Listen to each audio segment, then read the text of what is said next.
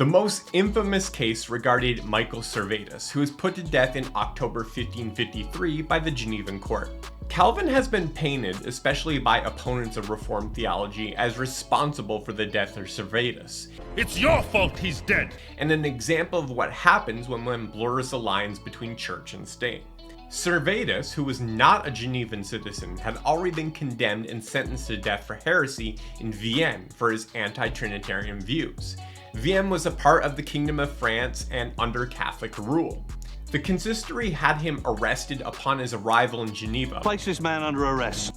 But immediately turned him over to the state council. Calvin, a trained lawyer and theologian, was called as an expert witness in his trial as a man capable of evaluating Servetus' theology. The Genevan court, not wishing to put to death their first heretic, allowed Servetus to be sent back to Vienne, but he refused. I'm not going back. Having no other option, the Genevan court also sentenced him to death and carried out the sentencing the very next day. It's important to note that Servetus had already been sentenced to death by another government, and it was not the consistory that sentenced him or carried out the punishment.